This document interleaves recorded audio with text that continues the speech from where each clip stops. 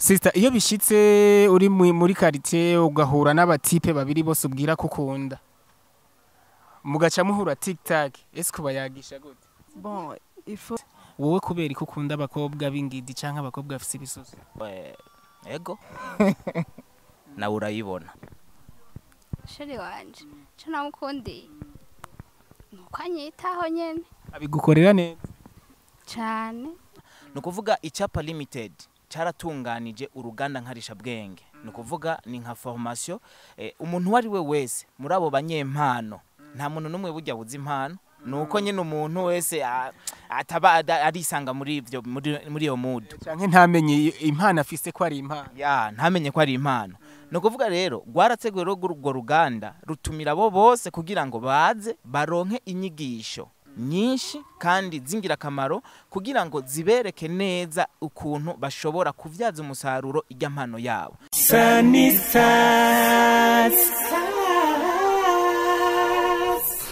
Reka ndakubwire wowe utarafyonda subscribe canke sabone bivanye na laptop ubusanzwe ukoresha canke smartphone ukoresha, ndakubwire ko wacerewe kubera ko Sanistars Tv buri gihe buri mwanya twama turi update mu kubashikiriza bamwe mu babafashe gwaruka muri ibi canke biriya. Uno munsi n'umunsi uri special, murabona ko turi kumwe no gwaruka, turi kumwe no mutipe kabisa mbona afise fresher. Abadada ariko baradukurikirana hariya, ndabona ko bamaze kumbwira ati ni pro ze kwibuka dusubira ka nimero. Turi kumwe n'abandi ba sister babiri kabisa, mvuze ko ari beza sinoba nihenze, nibaze ko wowe uri kurakurikirana ikiganiro nawe nibaze ko woshira ko dako imbere yuko kumbure tubabaza ibicanke biriya kumbure n'ivyabazanye, areka banze batwidondore kugira ngo tumenye bo turi kumwe. Bakwita nde sister? banyita Lorette. Ushaka kuduza akajwi gato? Bon, banyita Lorette. Lorette. Nawe bro. Imbere yuko ndakubwira ivyo bintu burya hajya hari kintu watanguriye ko hajya umusheri wanje hava shavura agaca ry'umujinya hajya ni hatari. Gusa twaje mu kiganiro en pro bagucunge ni Elvis nibitanga abenshi bantazira DJ Wizi nkuko ego no kuri social media nsanzwe nkoresha nkuko ni Elvis Wizi. Ya nawe sister bakwitana? Je banyita Joline. Joline. Oui. Ya mwamaze kubumva ni batatu kumbure nta vyinshi ndabazi ko, ariko ndazi ko arugwaruka rukora nkuko turi muri leta mvye leta nkozi, ariko ico nzi cyo nuko arugwaruka kumbure ruhurikiye muri Icapa Limited. Kumbure reka mpere kuri uwo musore kugira ngo atubwire vyinshi mu bivugwa muri Icapa Limited.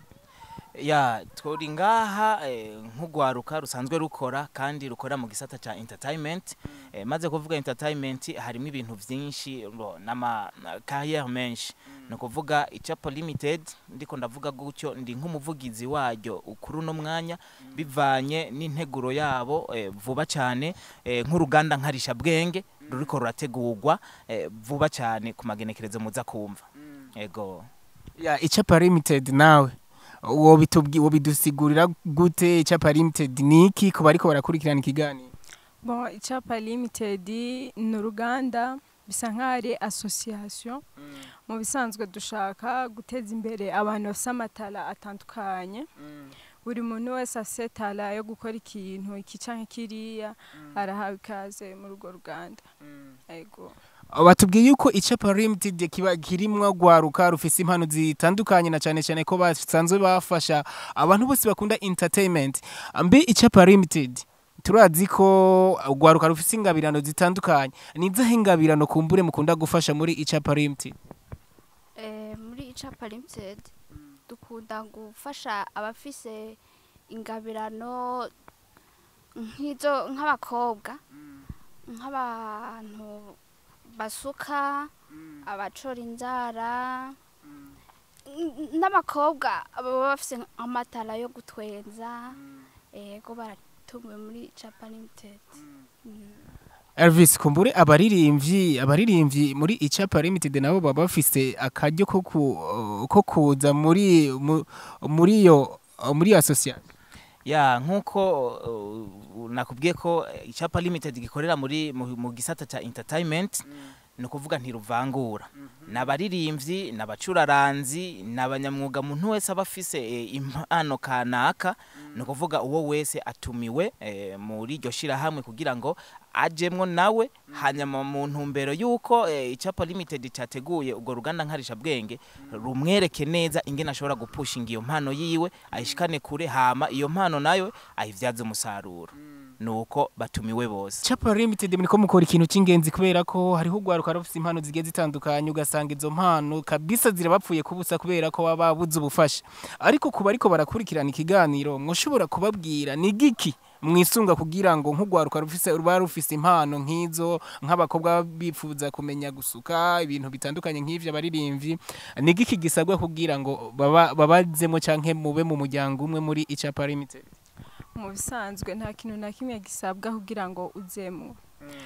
Ni kuvuga ati wowe ufise tala impano usanzwe ufise impano yari yo yose urahawe ikaze, cyane cyane abaririmbyi, abadanseur, abaririmbyi bo mu makorale, uzi kuririmba uri wenyene, uririmba muri korale, aho urahawe ikaze. Nta na kimwe usabwa, juste presence gusa nico kintu gikenewe kugira ngo ube mu muryango wa Icapa Limited.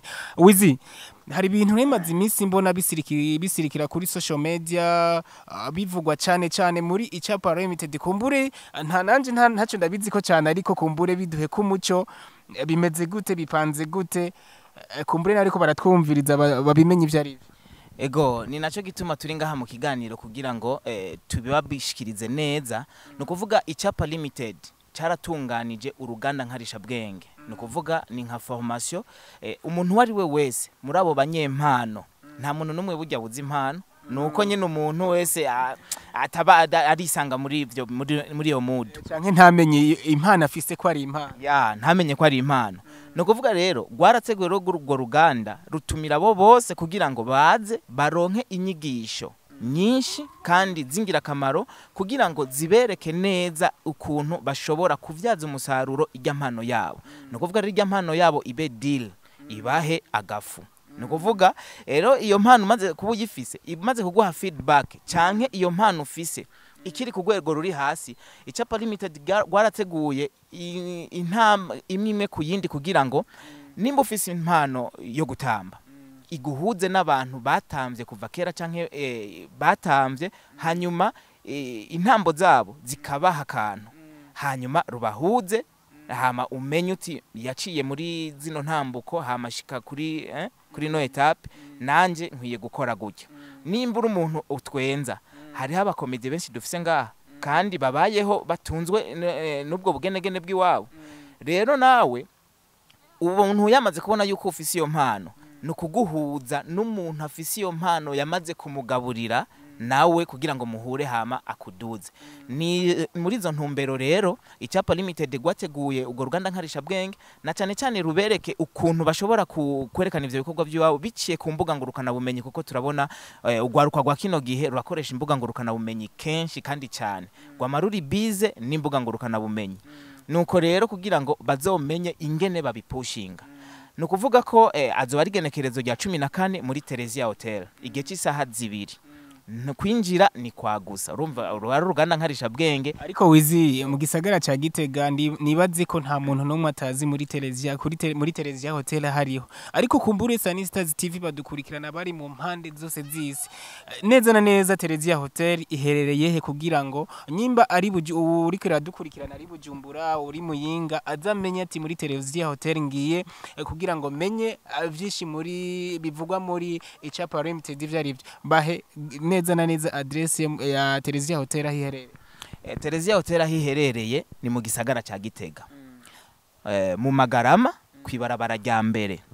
Abazi ishuri rya Lape aho riri, no kuvuga nubwo buhagaze kuri Lape utereje amaso imbere yawe gatoyi nta ni metero 50 zirimwo, no kuvuga ucubona etage ndende isa neza, niho kuri Terezia Hotel. No kuvuga ni mu gisagara ca Gitega mu Magarama kwibarabara rya mbere. Uwo ari we wese raratumiwe, ndashobora kuvuga imigwi imwe itumiwemwo. No kuvuga duhereye ko kuba artiste, turavuga abaririmbyi baririmba imidiho yose, turavuga abacuraranzi hari abavuza ama guitar solo, basse n'ibindi, ama accompagnement, ama batterie, abo bose baratumiwe. Uri umuririmbyi uraririmba muri chorale, urafise iyo mpano y'ijwi ryawe, hari abaririmba amajwi atandukanye, ni impano nabo nyene bakayivyaza umusaruro. Hariho abantu bajisha ubu tuvuze kujisha harimo kujisha ibirago, hariho kujisha inkoko, hariho kujisha ibiseke n'ibindi ubukapo ibintu nk'ivyo, hariho gusuka. Urabona nk'aba bakobwa turi kumwe, umwe wese afise ibisuko yisangije, kandi nk'ababasutse bose bafise impano, ariko hari igihe baba batabazi. Abo rero nibo dukeneye yuko bashobora kuza muri urwo ruganda nkarisha bwenge kugira ngo bashobore gupushinga ibikorwa by'iwabo babamenye biciye mu shirahamwe Icapa Limited. Hariho abatamba, hari abatamba imbyino z'ikirundi, hari abatamba ivy'ikizungu, hariho n'abandi batamba ivyo kwivunagura nabo, hari abantu batwenza, benshi baratwenza mu buryo nabo nyene batazi. Abo bose rero dukeneye ko baza kugira ngo tubashire muri mood hama bakarihirizwe ubwenge nabo bashike kure. So no kuvuga Icapa Limited basi musanzwe mufasha abafise impano bo ngahe Gitega gusa canke kumbure ni au niveau national? Icapa Limited gikorera ku rwego rw'igihugu. Ni kuvuga ko ku rwego rw'igihugu nta numwe tuvanguye, ntidukorera Igitega gusa, oya ni igihugu cyose. Uwari we wese nuwa hariya kure gose ahawe ikaze igenekerezo rya 14 muri Terezia Hotel isaha 2 no kubahiriza isaha. Ego yamwamaze kuvyumva, ni muri Terezia Hotel igenekerezo rya 14 isaha mwamaze kuyumva nijya nyene, ni muri Terezia Hotel. Wewe aho uherereye hose uzuhashike, ariko imbere yuko turangiza ikiganiro rutubazo TikTok nama nibariza sister, iyo bishitse mu nzira ugahura n'umu ex, ndavuga umuhungu mwigeze gukundana, niki wiyumvira muri we, umwiyumvira kwiki?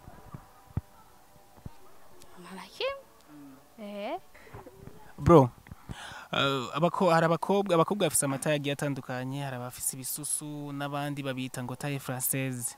Wowe kubera ko ukunda abakobwa b'ingidi canke abakobwa bafise ibisusu?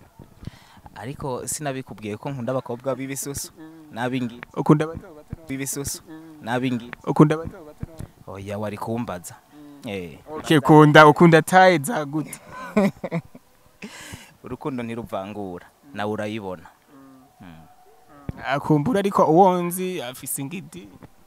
Urumva n'uwuzi ariko si uri kurabona. Sister, iyo bishitse uri muri quartier ugahura n'abatipe babiri bose ubwira ko ukunda, mugaca muhura TikTok, ese kuba yagisha gute?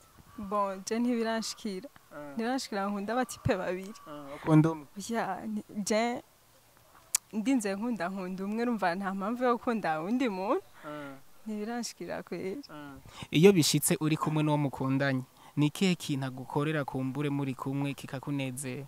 Bon, kunyitaho gusa muri uwo mwanya tuba turi kumwe, akama valeur umwanya tuba turi kumwe gusa, ariko biramaze. Sister, abakobwa benshi barakunda abahungu b'amaboga, abahungu kumbure bafise ico basumbije abandi, musanzwe mubizi cyangwa musanzwe mubimenyereye. Wowe niki wakundiye sheri wawe? Nawe nzi, ariko nawe ni giki wamukundiye kumbure wabonye ko murutisha abandi kumbure murakunda? Sheri wanje cyo namukundiye nuko anyitaho nyene. Ego kwitaho gute? anyagisha kenshi. Ego abigukorera neza cyane. Nawe abigukorera neza ntiwidoga? Ibiki bakora uriya we yavyemeye ko abimukorera neza, wewe nawe abigukorera neza? Bon, il faut préciser akora ibiki. Iyo muri kumwe kabisa ukuntu akunezereza, ukuntu akwitaho, keyaguha, abigukorera neza? Bon, mu bisanzwe je nakubwiye, iyo turi kumwe ampaye valeur biba bimaze. Umva ampaye valeur nabi, umva mu bisanzwe babikoze nabi, niwe uvuga ko abikora nabi. Nakubajije ko abigukorera neza iyo muri kumwe, iyo uri kumwe n'uwo mukundanye, abigukorera neza cyane? Bon, jaranyitaho nyene muri uwo mwanya tuba turi kumwe, akanyitaho neza. Yego. Wizi nawe kumbure ni cyahe kintu umusheri wawe yagukoreye wumva kabisa uwo munsi uraye wishimye?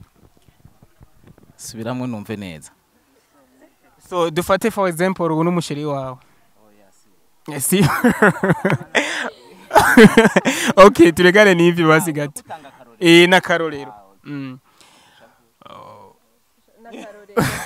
N'akarorero ndiko ndatanga. Ya n'akarorero. basi muri aka kanya reka abe nka sheri wawe wizi ni icahe kintu sivyo ni icahe kintu iyo akigukoreye aromba wumva ko by'ukuri akweretse urukundo akweretse ko akwitaye kiri ku mutima kiri ku mutima uvuze kiri ku mutima ariko mvuze ibigaragara kubera ko jewe for example jewe umusheri wanje ndakunda ko buri mwanya turi kumwe abinkorera nkuko mba ndabishaka sivyo wowe nawe anyitaho uko mba ndabishatse ibyo nshatse kumbure kubera arazi ibyo nkunda n'ibyo nanka nawe ndazi ko mukundanye arazi ibyo ukunda n'ibyo wanka wowe bijya ukunda arabigukorera neza nkuko ubishaka no kuvuga ko umaze gukundana n'umuntu ategerezwa kwa komplisa byose ego sister nk'ubu bishitse ugahura na president mu nzira uri kuratembera ni giki wo musaba Nchulo musaba Nchulo musaba man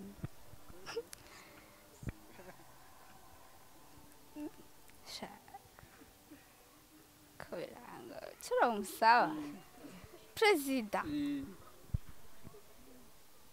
no musaba kugira nze gufasha abana bo mwibarabara ego wizi nawe muhuye na president muri circulation yawe ko aronka okaje yo kubonana nawe ni giki wo musaba nuko yomfasha mu migambi mba mfise yiwanje nawe mu bisanzwe ikintu je numva no musaba kubera dushaka iyi association yacu numva yuko yo dutera intege cyane ahakenewe uburyo akadufasha muri ubwo buryo twadukeneye akadufasha mu ma sponsor nyene nacu byumva so reka ndagushimire wewe wese wumvira ikiganiro kuva kitangura kugeza ubu kituri ku musozo wacu nongire ndakwibutse gufyonda handitse subscribe cyangwa sabone kuko murabona yuko twama turi update mu kubashikiriza ugwaruka kumbure tugaragaza impano wabafise nongire ishimire na Icapa Limited kubera ko mwumvise ko bafitiye umugambi mwiza ugwaruka reka ndabasabe umwe wese mu bo tubwiranye ikiganiro wibutse kubambwira bafyonda handitse subscribe babwira ati wewe uri Amerika wewe uri Tanzania wewe uri Uganda wewe uri mu Rwanda ibuka gufyonda subscribe wewe uri aho uherereye hose ibuka gufyonda subscribe arakubona bimubwira bon wewe uri aho uherereye hose mu mpingo zitandukanye y'isi ibuka gufyonda subscribe nawe bibatubwirire imbere ko ndabivuga reka mbanze ndabibutse igenekerezo rya 14 muri Terezia Hotel bitabirire Uruganda Nkarisha bwenge kuko abateguriwe abanyatugenegene na cyane hano turankuraja abakobwa bafise impano zitandukanye zaba gutamba kuririmba kujisha gukora ibindi bintu byo gusuka by'inzara n'ibindi baze bitabire ugo ruganda hama wori kuradukurikirana wewe nyene fyonda subscribe please ningoga ni kuri Sanistars TV sister nawe bitubwirire ujya ari muri Tanzania bimutubwirire uwo murundi yumva Kirundi ari muri Tanzania ari mu Rwanda ari hehe ari Europe ari Oceania mutubwira ati wewe ukurikiranye ikiganiro ibuka gufyonda handitse subscribe kugira tubandanye dusangira ibyawe wewe uri Ibururi mu Rutana Tanzania Ingozi no gusaba yuko fyonda subscribe ya nibaze Ahmed ko yamaze kuyifyonda nibaze bari yabose ko amaze kuyifyonda reka ndabashimire nongire nshimire Ahmed wewe abandanya dukorera umuti muri Sanistars TV kugira ngo bandanye muronka amashusho meza cyane reka nongire ndamushimire kandi nibaza ko buri gihe buri mwanya yamabikora reka ndababwira ati ciao Sanistars